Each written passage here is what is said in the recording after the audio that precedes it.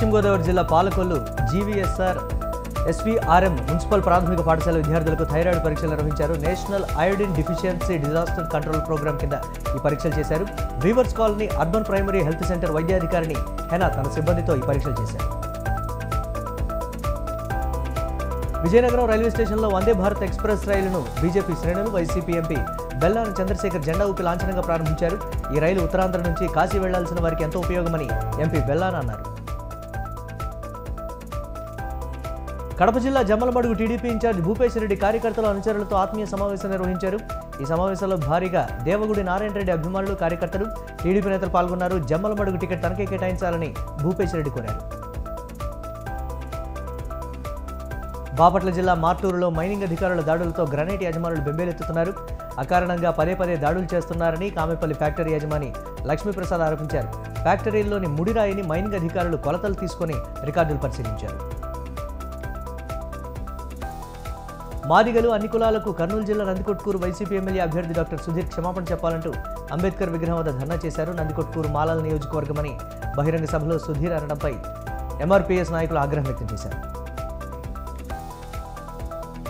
మేడ్చల్ జిల్లా ఘట్కేసర్లోని బాలాజీనగర్ కాలనీలో నకిలీ నీళ్ల ప్యాకెట్ల తయారీ కేంద్రంపై ఎస్ఓటీ పోలీసులు దాడి చేశారు.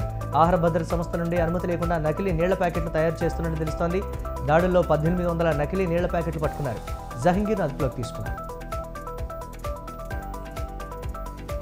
అర్హులైన ప్రతి ఒక్కరూ పీఎం విశ్వకర్మ యోజనను వినియోగించుకుని ఆర్థికంగా అభివృద్ధి చెందాలని హన్మకొండ జిల్లా అడిషనల్ కలెక్టర్ రాధికా గుప్తా అన్నారు.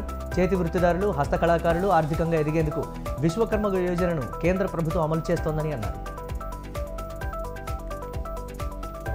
కర్నూలు జిల్లా ఆలూరు టీడీపీ ఆఫీసులో కార్యకర్తల ఆత్మీయ సమ్మేళనంలో సెగ్మెంట్ మాజీ ఇన్ఛార్జ్ వీరభద్రగౌడ్ హాజరయ్యారు. ఆలూరులో టీడీపీ జెండా ఎగురవేయాలని, అందరం కలిసికట్టుగా పనిచేయాలని వీరభద్రగౌడ్ పిలుపునిచ్చారు.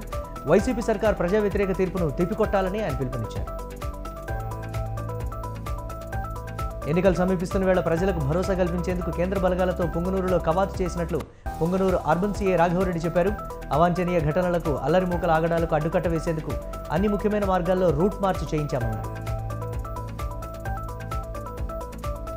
మల్కాజ్గిరి ఎమ్మెల్యేగా 100 రోజులు పూర్తి చేసుకున్న ఎమ్మెల్యే మర్రి రాజశేఖర రెడ్డి నేరేడుమెట్లో పత్రికా సమావేశం నిర్వహించారు. ఈ 100 రోజుల్లో మల్కాజ్గిరి ప్రజల సమస్యలపై తాను చేసిన పనులను వివరించారు. ఏ భూమిని తాను కబ్జా చేయలేదని నిరూపిస్తే దాన్ని ప్రజలకు ఇచ్చేస్తానని మర్రి చెప్పారు. 2వ తరగతి విద్యార్థిని చితకబాదిన టీచర్పై మెదక్ జిల్లా టేక్మాల్ పోలీస్ స్టేషన్లో ఫిర్యాదు అందింది. టీచర్ చంద్రప్రకాష్ 2 నెలల క్రితం కొట్టిన దెబ్బలకు ధనూరా గ్రామానికి చెందిన విద్యార్థి మనోహర్ ఆరోగ్యం క్షీణించింది. మనోహర్ కాల్ ఇన్ఫెక్షన్ అవడంతో తల్లిదండ్రులు కంప్లైంట్ చేశారు. తెలంగాణలోని ప్రముఖ పుణ్యక్షేత్రమైన యాదగిరిగుట్ట శ్రీ లక్ష్మీనరసింహస్వామి వార్షిక బ్రహ్మోత్సవాలు కొనసాగుతున్నాయి. 11వ తేదీన స్వస్తివాహచారంతో ప్రారంభమైన వార్షిక బ్రహ్మోత్సవాలు 21 వరకు అష్టోత్తర శతఘటాభిషేకంతో ముగియనున్నాయి. 2వ రోజు బ్రహ్మోత్సవాల్లో భాగంగా ధ్వజారోహణ నిర్వహించారు అర్చకులు. మోపిదేవి శ్రీ సుబ్రహ్మణ్యేశ్వర స్వామిని Machilipatnam parliament YCP incharge Simhadri Chandrasekhar తనయుడు సింహాద్రి రామచరణ్ దర్శించుకున్నారు. ఈ సందర్భంగా ఆలయ అర్చకులు ఆలయ మర్యాదలతో స్వాగతం పలికారు. ఎమ్మెల్యే సింహాద్రి రమేష్ బాబుని శాలువాతో ఘనంగా సత్కరించారు. వారికి స్వామివారి చిత్రపటాన్ని, ప్రసాదాలను అందించారు.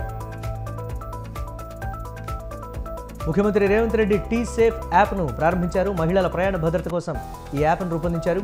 టీ సేఫ్ ద్వారా మహిళల భద్రత కోసం ప్రయాణ పర్యవేక్షణ సేవలను పోలీస్ శాఖ అందిస్తోంది. అన్ని రకాల మొబైల్ ఫోన్లకు అనుకూలంగా ఉండేలా ఈ యాప్ను తయారు చేశారు. సచివాలయంలో నిర్వహించిన ఈ కార్యక్రమంలో పలువురు మంత్రులు, అధికారులు పాల్గొన్నారు.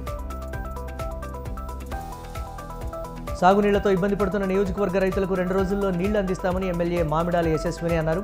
జనగామ జిల్లా పాలకుర్తిలో సమావేశం ఏర్పాటు చేశారు. ధర్మసాగర్ రిజర్వాయర్ నుండి ఆల్రెడీ నీళ్లు విడుదలయ్యాయని తెలిపారు. రైతుల మీద గతంలో లేని ప్రేమ ఇప్పుడే వచ్చిందని బీఆర్ఎస్ ప్రభుత్వాన్ని ప్రశ్నించారు.